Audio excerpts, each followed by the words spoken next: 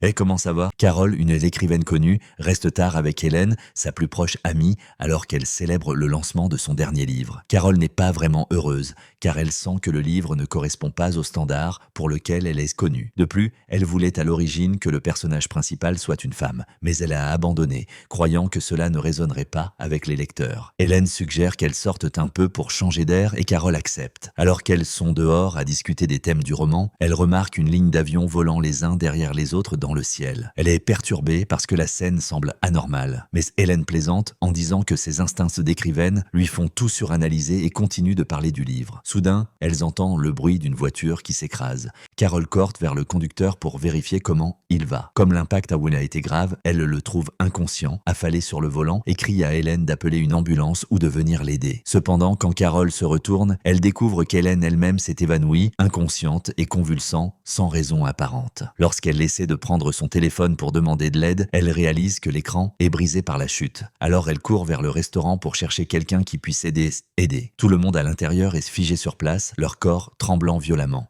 Exactement de la même manière que Hélène. Carole essaie de les secouer, espérant qu'ils reprendront conscience, mais aucune de ses tentatives ne fonctionne. Désespérée, elle prend le premier téléphone qu'elle trouve pour appeler la police, seulement pour découvrir que la ligne est occupée. Réalisant qu'elle doit agir pour sauver son amie, Carole prend la voiture qui a causé l'accident et décide d'emmener Hélène à l'hôpital elle-même. Par hasard, elle entend le son d'une sirène de police sur la route et ressent une vague d'espoir, mais ne trouve qu'une voiture de police retournée, avec les officiers à l'intérieur, allongés sur le sol, souffrant des mêmes convulsions. Alors, elle continue de conduire, concentrée uniquement sur le fait de sauver Hélène. Quand elle arrive enfin à l'hôpital, elle découvre que la situation est la même là-bas. Médecins et patients sont dans le même état. Debout, les yeux ouverts et leur corps tremblant. Carole court vérifier Hélène et découvre qu'elle a repris conscience, mais ne peut pas parler. Elle regarde Carole avec un léger sourire, lui faisant ses adieux avant de mourir. Carole s'effondre alors que soudainement, tout le monde à l'hôpital sort enfin de la transe. Un par un, ils marchent vers l'extérieur et se rassemblent autour de la voiture. Alors qu'elle sort pour parler à un médecin, essayant de comprendre ce qui se passe, il s'approche d'elle d'une manière perturbante et elle le repousse. Elle exige de savoir ce qu'il fait. La réponse, cependant, vient de toutes les personnes en même temps. Ils parlent à l'unisson comme des robots, comme s'ils étaient une seule entité, disant qu'ils font cela parce qu'ils veulent la protéger et parce qu'ils veulent qu'elle devienne l'une d'entre eux. En revenant 439 jours en arrière, à 19h56, un groupe de scientifiques a reçu un message crypté de l'espace, contenant des instructions détaillées pour l'expérience qu'ils devaient réaliser. Ils ont passé des heures à essayer de le décoder jusqu'à ce qu'ils réussissent enfin et commencent immédiatement à travailler dessus à toute vitesse. Il y a 71 jours et 13 heures, les scientifiques ont commencé à tester l'expérience sur des souris, voyant que le succès ici ouvrirait la voie à des tests sur les humains. Pendant cette période, Carole vivait certains des jours les plus heureux de sa vie, participant à une séance de dédicace entourée de ses fans. La majorité étant des femmes, car ses romans n'ont jamais beaucoup résonné auprès des hommes. Puis, 42 jours plus tard, le désastre commence vraiment. La spécialiste Mel entre dans le laboratoire aux côtés du docteur D, les deux responsables de la surveillance de l'état des souris soumises à l'expérience. Mel semble découragée car il n'y a eu aucun changement perceptible chez les souris. Et elle est convaincue que si les choses continuent ainsi, il vaudrait mieux les éliminer et abandonner l'expérience. Après avoir mis leurs équipements de protection pour entrer dans le laboratoire, ils découvrent que l'une des souris est inconsciente, ce qui les amène à soupçonner qu'elle est morte. Mel la retire pour vérifier son pouls, mais les gants qu'elle porte l'empêchent de sentir quoi que ce soit. Alors, elle décide de les retirer pour l'examiner correctement. Au moment où elle touche la souris, celle-ci reprend soudainement conscience, lui mord la main et s'échappe. Le docteur lui dit de désinfecter la plaie immédiatement pendant qu'il tient la souris et la remet dans la cage. Quand il revient, il trouve Mel souffrant de violentes convulsions. Il la sort rapidement du laboratoire pour qu'elle puisse être examinée et qu'il puisse comprendre ses symptômes étranges. Avant de sortir, cependant, ils doivent passer par la salle de décontamination pour hygiéniser leur combinaison. À ce moment, le corps de Mel se calme et elle semble de nouveau normale. Mais le problème est que la première personne qu'elle rencontre ensuite est quelqu'un dont elle s'approche par instinct, transmettant la même infection. L'homme entre immédiatement en convulsion, lui aussi. À partir de là, la situation devient incontrôlable. Une personne en infecte une autre, jusqu'à ce que presque tout le laboratoire soit touché. À ce moment, ils se rassemblent dans une salle et commencent à collecter des échantillons de salive pour étendre encore plus la propagation de l'infection. Exactement 3 heures avant l'incident, Carol est à l'aéroport avec Hélène, revenant d'un voyage. Elles sortent ensemble et décident de passer la soirée au restaurant. Cette décision a mené à tout ce chaos. À ce stade, Carol est complètement terrorisée. Elle court vers la voiture pour rentrer chez elle, s'arrêtant seulement pour reprendre son souffle et éviter un accident par pure panique, seulement pour trouver des groupes de personnes apparaissant soudainement de nulle part, l'entourant de la même manière perturbante. Elle court vers la maison et essaie de tirer Hélène à l'intérieur avec elle, mais réalise qu'elle a perdu ses clés au milieu du chaos. Désespérée, elle ramasse une pierre au sol pour briser la porte, quand soudain, un garçon et une fille s'approchent. Ils parlent exactement en même temps, disant qu'ils sont là pour aider et demandant pourquoi elle a peur d'eux. Quand ils réalisent qu'elle refuse de leur parler, ils respectent son souhait, mais lui rappellent qu'en 2016, lorsqu'elle était sortie de chez elle une fois et avait oublié ses clés, elle en avait caché un double dans la plante à côté de la porte.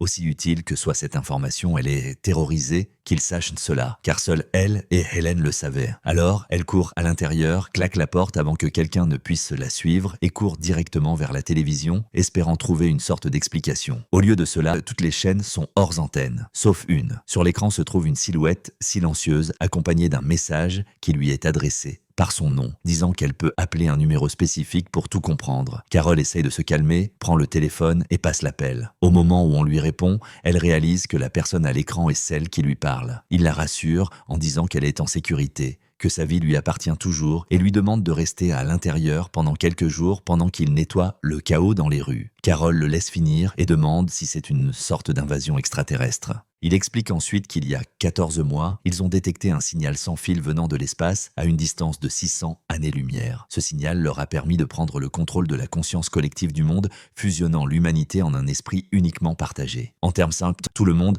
pense maintenant comme un seul, un cerveau, un ensemble d'idées sans émotions négatives comme la tristesse, la colère, ou la haine. Ils sont constamment heureux et sourient toujours. Il continue en expliquant que, jusqu'à présent, ils n'ont pas réussi à déterminer pourquoi Carol ne s'est pas transformée comme les autres et que dans le monde entier, il y a 11 personnes qui restent inchangées, tout comme elle. Il garantit qu'ils résoudront bientôt ce problème aussi pour que ces individus restants puissent les rejoindre et enfin ne faire qu'un. Terrorisée, Carol met fin à l'appel brusquement, ayant besoin de temps pour assimiler. Pendant ce temps, une femme nommée Zosia, l'une des personnes déjà infectées, aide à ramasser les corps. Zosia charge tous les corps dans un avion et le pilote seul. Presque au même moment, Carol se réveille après avoir passé la nuit entière à boire. La première chose qu'elle fait est d'envelopper le corps d'Hélène dans une couverture et d'aller dehors creuser une tombe dans son jardin. Ailleurs, Zosia atterrit avec l'avion pour livrer les corps. Après avoir terminé sa tâche, elle change de vêtements et va directement chez Carol. Elle s'approche calmement et dit qu'elle a remarqué que Carol creuse depuis des heures et que cela pourrait affecter sa santé, suggérant qu'elle devrait boire un peu d'eau. Carol se sent paniquée, se demandant comment il l'observe. Zosia essaie de la rassurer, expliquant qu'il ne surveille pas personnellement, mais utilise des satellites suspendus dans l'espace qui enregistrent tout ce qui se passe sur Terre et qu'il n'y a rien de dangereux à cela. Elle insiste à nouveau pour l'eau parce qu'il s'inquiète de son bien-être. À ce moment, Carol prend la bouteille de Zosia et la verse par terre,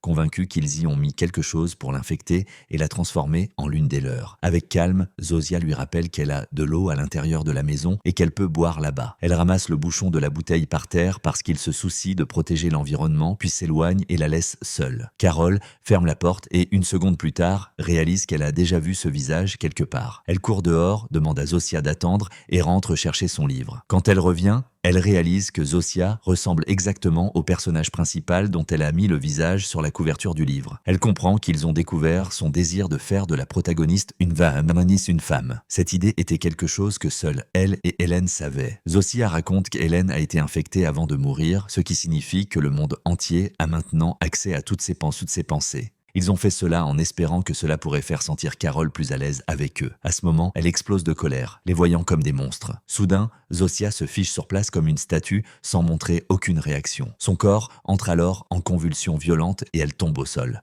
Carol commence à crier à plein poumon pour que quelqu'un vienne aider. Quand elle perd espoir, elle monte dans la voiture et part mais découvre que tout le monde autour d'elle est dans le même état. Elle sort pour vérifier comment ils vont et au moment où ils reprennent conscience, elle court de nouveau chez elle. Elle ne peut plus supporter la pression, alors elle retourne creuser, espérant que cela lui videra l'esprit. Carol trouve Zosia debout là à nouveau et demande si ce qui lui arrive est à cause d'elle. Zosia explique que c'est à cause des émotions négatives que Carol a libérées car elle les affecte plus que toute autre chose. Tout ce que Carol veut savoir, c'est si quelqu'un est mort à cause de ça. Quand Zosia répond par le silence, elle comprend que beaucoup de personnes ont dû mourir. Elle se sent nauséeuse et Zosia recule, lui donnant le temps de se calmer. Ensuite, elle demande qu'on apporte une machine pour faciliter l'excavation au lieu de tout cet effort épuisant. En moins de 2 minutes, la machine arrive livrée par hélicoptère. À la fin de la journée, Carol interroge Zosia sur les 11 personnes qui n'ont pas été transformées et si l'une d'elles parle anglais pour qu'elle puisse communiquer. Zosia dit que seulement 5 d'entre elles parlent anglais et qu'elle pourrait traduire si elle le voulait, mais Carol insiste pour leur parler directement, espérant qu'ils pourront travailler ensemble pour trouver une solution. Zosia reste silencieuse un moment, puis dit qu'elle les a contactés et qu'ils ont tous accepté de la rencontrer. Le lendemain, Carol est emmenée dans un avion privé pour les retrouver. Elle est surprise de voir que la pilote n'a même pas 18 ans, mais comme toute l'humanité partage désormais une conscience unique, tout le monde sait tout faire. Zosia explique qu'ils ont de grands espoirs pour la réunion qui aura lieu ce jour-là, mais elle doit garder à l'esprit que leur vie n'appartienne qu'à eux. Si l'un d'eux choisit de nuire à un autre, ils ne pourront pas intervenir. Quand ils arrivent à l'aéroport, Carol découvre que 4 d'entre eux sont déjà là. Otigon Bayar, Chilmei, Kusimayu et la 4e, Lakshmi. Chacun d'eux vient d'un milieu et d'une nationalité complètement différents. Ils ont amené leurs familles qui ont été infectés et les traitent avec une totale normalité, montrant clairement que la situation n'est une crise pour personne, sauf pour Carol. Quand elle demande à Zosia où est la 5e personne, elle dit que son nom est Kumba et qu'il a demandé à arriver en jet privé, c'est pourquoi il met un peu plus de temps. Dès son arrivée, Kumba semble joyeux, comme si tout le monde partait en vacances ensemble. Il les appelle en demandant à tous de se réunir dans son avion. Carol lutte pour garder son calme, car elle est déjà furieuse de la tranquillité avec laquelle il gère tout, sans mentionner qu'il continue de plaisanter tout le temps et demande même à 5 mannequins, femmes, de l'accompagner partout. À ce moment, Carol demande à tout le monde de quitter la pièce, sauf ceux qui n'ont pas encore été affectés. Lakshmi est contrariée, demandant pourquoi sa famille doit sortir, et Carol essaie d'expliquer que cela devrait être une réunion confidentielle. Une fois que tous sont sortis, elle demande ce qu'ils feront pour sauver l'humanité, et Kumba demande de quoi ils doivent la sauver exactement, car il croit que les gens vivent la meilleure période de leur vie, sans conflit, problème ou haine basée sur la race ou le genre. Carol explique que la prochaine étape sera de transformer les personnes non affectées, ce qui leur permettrait de contrôler le monde entier. À ce moment, Lakshmi dit que la dernière fois qu'elle a perdu le contrôle de ses émotions, son grand-père conduisait une voiture, a eu un accident et en est mort. Carol s'excuse, car elle n'imaginait pas que ses émotions pouvaient finir par affecter tout le monde. Elle revient alors au point principal, rappelant que leurs familles ont changé et sont devenues presque comme des machines, et que c'est exactement pour cela qu'ils doivent les aider. Lakshmi, cependant, insiste sur le fait que sa famille et son fils sont toujours exactement les mêmes et que rien n'a changé. Carol lui rappelle que son fils de 10 ans est maintenant capable de réaliser une chirurgie à cœur ouvert. À ce moment, Kusimayu admet qu'elle a envie de se transformer aussi pour être comme sa famille. Et Carol essaie d'expliquer qu'elle comprend ses sentiments et sa solitude. Elle argumente que l'infection rend tout le monde identique, où il n'y a ni individualité ni personnalité et que le monde lui-même perdrait son sens. Il la laisse finir de parler puis change brusquement de sujet, demandant ce qu'ils vont manger. Carol réalise que les mots ne changeront rien et passe le reste de la journée avec eux par sens du devoir. Le festin est préparé avec des aliments à base de protéines et il lui rappelle que ce sera la dernière fois qu'ils mangeront des animaux car ils sont maintenant végétariens et opposés à l'idée de nuire à toute créature, d'ailleurs vivante, même aux insectes. Carol répond avec sarcasme, disant qu'ils se soucient du bien-être des animaux, mais qu'ils ont réduit le monde entier en esclavage sans même demander l'avis de personne. Elle demande combien de vies humaines ils ont sacrifiées pour propager leur infection. Zosia essaie d'éviter la question au maximum, car elle ne veut pas répondre, mais ne peut pas non plus mentir. Quand Carol la presse, elle admet que c'était presque 1 milliard dans le monde entier. À ce moment, Lakshmi entre dans la conversation et choque Carol, disant que la dernière fois qu'elle a perdu son calme, cela a entraîné la mort de 11 millions de personnes. Donc, elle ne devrait pas faire semblant d'être quelqu'un qui se soucie de l'humanité. Carol est abasourdie car elle ne savait pas que les choses étaient allées aussi loin. Elle commence à boire beaucoup jusqu'à perdre conscience. Quand Zosia essaie de la réveiller, elle l'attaque en criant et soudainement, ils tombent tous dans le même état convulsif à nouveau, déclenché par son énergie négative. Le lendemain, dès que Carol se réveille, elle appelle Zosia pour vérifier comment ils vont et savoir si elle peut faire quelque chose pour l'empêcher de leur nuire. Zosia dit que malheureusement, il n'y a rien. Elle l'informe également qu'un avion a été préparé au cas où Carol voudrait partir, puisque tous les autres sont déjà partis. Seul Kumba est resté car il veut lui parler avant de voyager. Elle se force à descendre et à lui parler, mais le regrette quand elle réalise qu'il veut seulement sa permission pour emmener Zosia avec le groupe de femmes qu'il garde autour de lui. Furieuse, Carol explose et dit à Zosia de faire ce qu'elle veut. Elle explique qu'ils sont programmés pour seulement obéir à ses ordres et les garder heureux, donc elle ne peut pas choisir. Carol décide de se calmer, car elle ne peut pas continuer à exterminer l'humanité tous les jours. Alors elle laisse Zosia partir avec lui. Mais au moment où elle embarque dans l'avion, Carol regrette. Elle est sûre que Kumba veut juste l'exploiter. Alors elle court, se met devant l'avion et le force à s'arrêter pour que Zosia puisse revenir avec elle. Pendant qu'elles sont dans l'avion ensemble, Carol interroge Zosia sur toutes les personnes qui ne se sont pas encore transformées, puisqu'elle n'en a rencontré que 5. Zosia commence à lister les noms un par un. Carol l'interrompt car elle veut seulement savoir si l'un d'eux est médecin ou spécialiste qui pourrait analyser ce qui leur arrive. Zosia dit que non, mais mentionne une personne nommée Manousos de l'Uruguay, un gérant d'entrepôt qui jusqu'à présent a refusé de communiquer avec l'un d'entre eux. Carol sent qu'il pourrait être la seule personne qui comprend ce qu'elle essaie de faire et demande à Zosia de l'appeler, mais comme prévu, il ne répond pas. Quand elle essaie à nouveau, il répond seulement pour l'insulter et raccrocher. Furieuse, Carol l'appelle une 3e fois juste pour l'insulter en retour et raccrocher le téléphone. Quand elle arrive chez elle, elle trouve Zosia livrant tout le courrier. Carol le prend sans dire un mot et entre. Quand elle ouvre les paquets, elle trouve une pile de lettres et une boîte contenant un appareil de massage. Elle perd complètement le contrôle, sachant que c'est Hélène qui a envoyé ce cadeau. C'était quelque chose qu'elle avait demandé à Hélène de commander lorsqu'elle revenait de l'aéroport pour la dernière fois. Carol appelle Zosia et exige qu'ils oublient tout ce qu'ils savent sur Hélène, qu'ils ne mentionnent pas son nom et ne pensent même jamais à elle. Puis, elle raccroche avant que Zosia ne puisse répondre. Après cela, elle s'enferme à l'intérieur et commence à passer ses vieux DVD, essayant de trouver n'importe quoi qui puisse distraire son esprit. Soudain, elle entend du bruit dehors. Quand elle regarde par la fenêtre, elle voit qu'ils lui ont préparé le petit déjeuner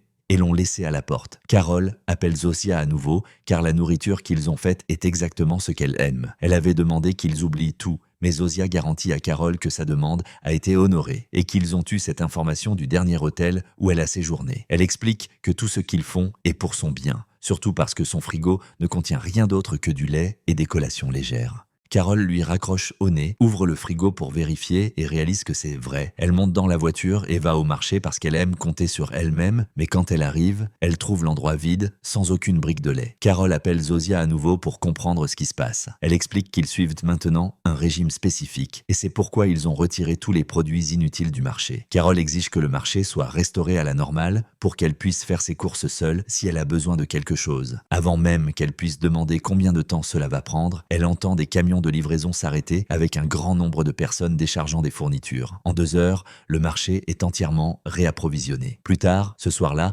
Carol mange et regarde la télé quand le courant est coupé soudainement. En regardant depuis le balcon, elle réalise que la panne a touché toute la ville, mais l'électricité revient ensuite seulement pour son appartement. Comme prévu, elle appelle Zosia, qui explique qu'ils économisent l'énergie car ils n'opèrent que la nuit pour les services essentiels, comme le traitement, de l'eau, l'électricité et les hôpitaux. Tout le reste ne nécessite pas d'éclairage. Quand elle sent que Carol est en colère, elle essaye de la calmer et d'offrir de l'aide, mais cela fait seulement exploser Carol, criant qu'elle n'est pas en colère et veut juste une bombe pour en finir avec l'humanité et raccroche. Carol prend un sédatif en espérant dormir, mais a à peine le temps avant que Zosia n'apparaisse à sa porte portant une vraie bombe. Carol est choquée, car elle avait dit cela métaphoriquement. Elle invite Zosia à entrer et commence à la questionner, demandant si boire de l'alcool signifierait que le monde entier, y compris un enfant de 6 ans, boirait aussi. Zosia explique que cela ne fonctionne pas si littéralement, et Carol tourne autour du pot jusqu'à ce qu'elle demande enfin ce qu'elle veut vraiment savoir, s'ils ont déjà découvert comment la transformer.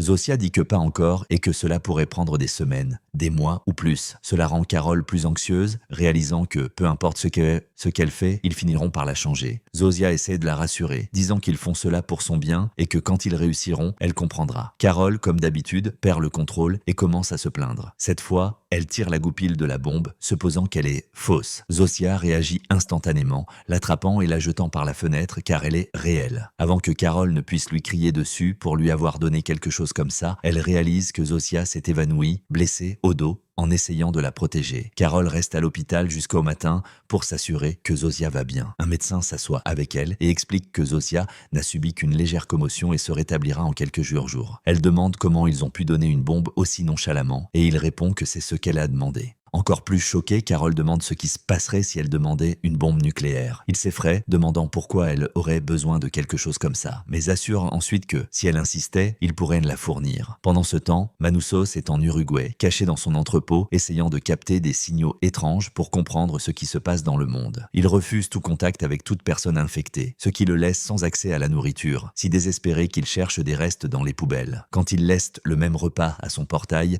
il le jette par terre et rentre, refusant d'utiliser quoi que ce soit lié à eux. À ce stade, 7 jours, 8 heures et 42 minutes se sont écoulés depuis la propagation du virus. Quant à Carole, quand elle va sortir de l'hôpital, elle trouve sa voiture en panne, aussi. Alors elle prend une voiture de police à proximité. Quand elle arrive chez elle, elle trouve des dizaines de personnes dans son jardin réparant les dégâts causés par l'explosion. Elle reconnaît l'un d'eux et réalise que c'est le maire du quartier. Mais maintenant, tous sont égaux, une seule conscience partagée. Elle monte pour documenter tout ce qu'elle a appris, qu'ils essaient de la changer et qu'ils sont incapables de refuser ses demandes. Réalisant le peu qu'elle sait encore, Carole appelle l'un d'eux et demande son nom. Il dit que les noms n'importent plus car ils sont tous la même personne. Alors elle passe directement à demander ce qu'il pense de ses livres. Il la couvre d'éloges, comparant son travail à Shakespeare et d'autres géants littéraires. Curieuse, Carole demande ce qu'Hélène pensait de son écriture, puisqu'ils ont accès à son esprit. Il hésite, mais finit par admettre que Hélène n'a jamais lu le livre. Elle a survolé l'introduction et, pour la fin, a donné son avis et encouragé Carole à le publier, principalement pour booster sa carrière. Carole est profondément blessée et demande à être seule.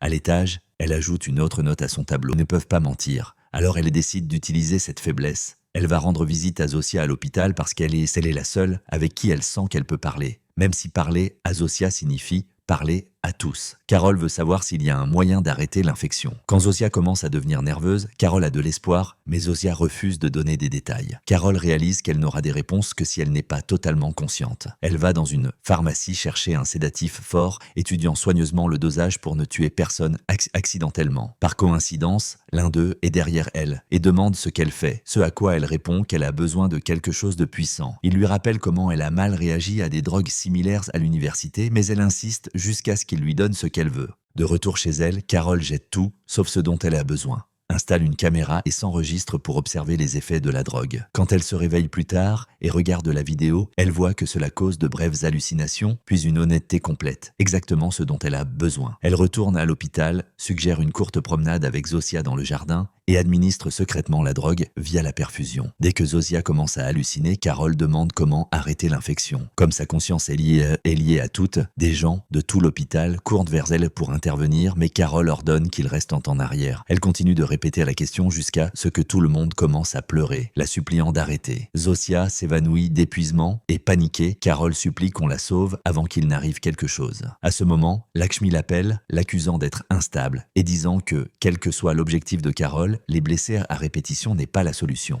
Furieuse, Carole lui raccroche au nez immédiatement. Quand elle retourne dans la chambre pour vérifier, Zosia est surprise par le ton froid de la médecin qui semble complètement hors norme. Épuisée après être restée éveillée pendant plus d'un jour entier, Carole sort pour se reposer. Pendant ce temps, tous les gens du quartier se réunissent soudainement et déménagent ensemble. Quand Carole se réveille, elle trouve l'hôpital complètement vide. Comme d'habitude, elle appelle Zosia, mais cette fois, il n'y a eu qu'un message enregistré, expliquant qu'ils ont déménagé ailleurs et ont besoin de garder leur distance avec elle. Non pas parce que leurs sentiments ont changé, mais parce qu'ils ont besoin de temps pour assimiler ce qui s'est passé. Il la rassure qu'ils sont toujours là si elle a besoin de quelque chose. Carole fait semblant de ne pas s'en soucier, rentre chez elle et enregistre une vidéo expliquant tout ce qui s'est passé et comment ils ont abandonné la ville, la laissant complètement seule. Elle demande ensuite qu'ils traduisent la vidéo dans toutes les langues et l'envoient aux 12 personnes non affectées comme elle. Un petit avion arrive pour récupérer l'enregistrement. Plus tard, ce soir-là, des chiens déchirent ses poubelles et elle exige que l'électricité soit rétablie dans tout le quartier. Le lendemain matin, elle nettoie le désordre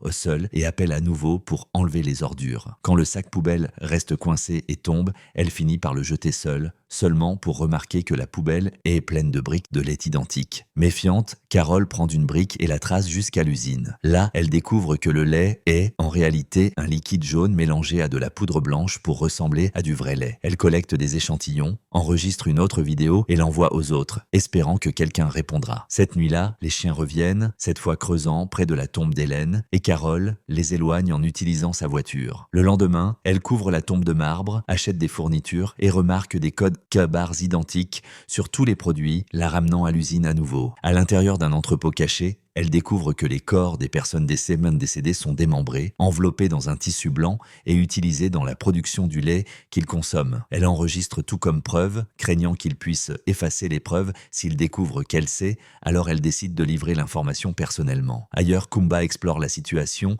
jouant, faisant la fête et s'entourant de femmes dans un palais privé. Quand Carole s'approche de lui, tout le monde autour de lui disparaît. Kumba la salue, désintéressée par son urgence, mais elle dit qu'elle a une vidéo qui le laissera choquer. Il se moque des autres vidéos parce qu'elles étaient dramatiques, et Carole réalise qu'il connaît déjà la vérité. Il le prouve en diffusant une vidéo avec John Cena, expliquant que, comme ils ne peuvent pas tuer d'animaux ou récolter des plantes librement, des millions mourraient de faim. Pour compenser, il recycle les personnes qui meurent naturellement ou dans des accidents dans leur approvisionnement alimentaire. Cela arrive parce que chaque personne a maintenant besoin d'au moins 2 bouteilles de ce lait pour survivre. Carole demande à Kumba comment il sait tout cela. Et il lui dit qu'il sortait avec son ami John Cena et qu'ils ont discuté. Carole essaie de le convaincre que ce n'est pas le vrai John Cena, que tous ont subi un lavage de cerveau et que les non-affectés devraient aider l'humanité à échapper à cette situation. Kumba est fatigué de ce discours, surtout parce qu'il est en contact avec les autres et que tous ont accepté la nouvelle réalité. Carole se sent plus isolée quand elle réalise qu'ils se rencontrent sans jamais l'inclure.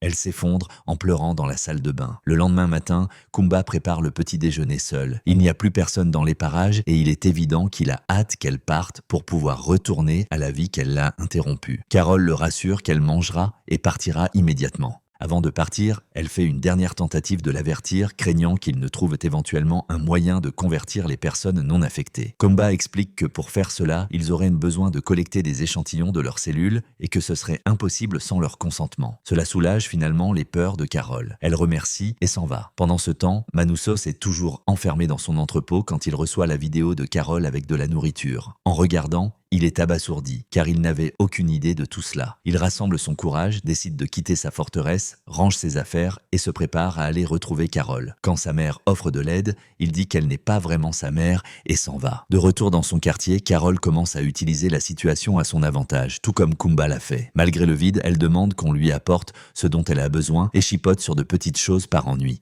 12 jours, 20 heures et 42 minutes après la propagation du virus, Carole essaie de trouver du bonheur dans de petits détails parce qu'elle n'a pas d'autre choix. Sa solitude devient si intense qu'elle hurle même en retour au chien juste pour ressentir quelque chose. Elle joue au golf, conduit sans but, remplace la voiture de police par une plus récente, visite des musées, ramène chez elle des œuvres d'art qu'elle aime, exige un dîner de luxe, s'habille bien et essaie de simuler une vie normale. En même temps, Manousos insiste pour voyager en voiture, refusant toute aide. Il se déplace de ville en ville, dort où il peut, pêche quand il a faim et ignore les avertissements du collectif sur la chaleur, les forêts, les insectes et les serpents, disant que rien dans ce monde ne leur appartient vraiment. Finalement, il se blesse sur des arbres tranchants, passe la nuit à essayer de désinfecter la plaie, s'affaiblit et finit par s'évanouir. 48 jours, 16 heures et 57 minutes après la propagation du virus, Carole termine une autre journée vide, regardant le ciel. Dominée par la solitude, elle décide qu'elle n'en peut plus et peint les mots « Revenez » sur le sol, suppliant pour qu'il retourne. Exactement 1 heure plus tard,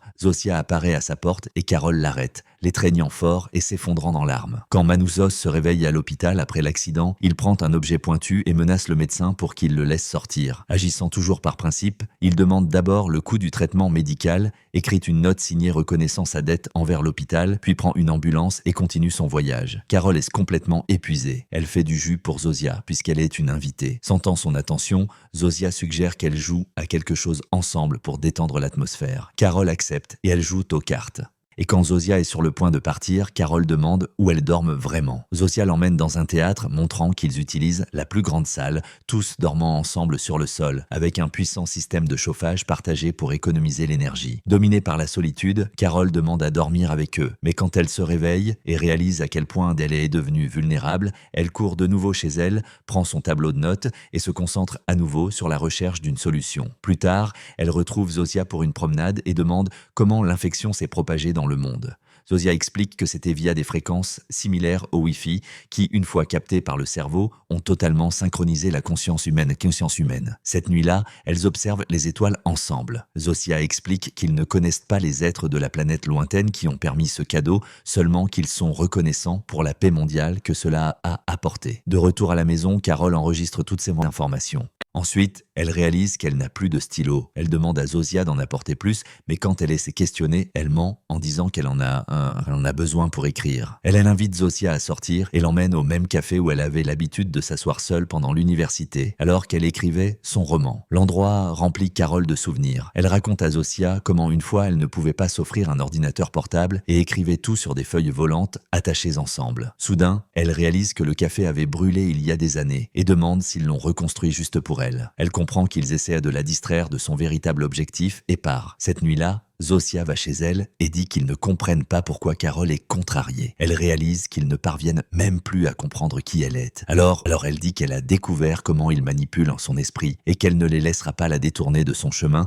parce qu'elle a commencé à s'attacher lentement à leur présence. Elle admet qu'elle s'est particulièrement attachée à Zosia, qui partage tout avec elle. Après cette conversation, Carole se sent mieux, à tel point qu'elle recommence à écrire et demande un retour à Zosia sur ce qu'elle a écrit. Elle est lentement influencée par eux. 60 jours, 8h59 après la propagation du virus, Zosia habite maintenant avec Carole. Elle prépare le petit déjeuner ensemble et la partie la plus étrange n'est pas que Carole se soit adaptée, mais que Zosia s'ouvre à elle sur sa vie avant l'infection, comment sa famille était extrêmement pauvre et qu'elle ne pouvait même pas se payer la glace qu'elle aimait. Soudain, Zosia fait une pause de quelques secondes. Puis elle dit à Carole qu'elle a de la visiter en route. Manoussos est enfin arrivé. Au même moment, Kusimayu, qui a toujours voulu devenir comme sa famille, se réunit avec eux pour faire ses adieux à ses proches. L'un d'eux libère la fumée d'un appareil et elle se transforme. Au moment où elle inhale, elle entre en convulsion et se transforme instantanément. Apparemment, convertir les gens est devenu beaucoup plus facile que de collecter des échantillons de cellules. Zosia dit à Carole qu'elle doit partir avant que Manoussos n'arrive, parce qu'il refuse de parler à l'un d'entre eux. Quand il arrive, lui et Carole ne parviennent pas à communiquer à cause de la barrière de la langue. Carole donne son téléphone pour traduire, mais il panique, supposant que c'est un outil de surveillance, et le jette dans les égouts. Furieuse de son impulsivité, Carole rentre et lui claque la porte au nez. Manoussos réalise son erreur, récupère le téléphone, s'excuse et Carole lui donne une autre chance. Elle est choquée quand il révèle qu'il veut en finir avec toute l'humanité, convaincue qu'ils ne sont plus humains. Carole se calme et l'emmène à l'intérieur où il fouille obsessionnellement la maison à la recherche de dispositifs d'espionnage, mais ne trouve rien. Irritée, Carole installe Manoussos dans la maison voisine pour qu'ils puissent discuter plus tard. Cette nuit-là, elle remarque la voiture de Zosia garée devant chez lui et court là-bas. Alarmée, elle la ramène chez elle et demande ce qu'elle lui a dit. Zosia admet qu'elle a tout raconté honnêtement,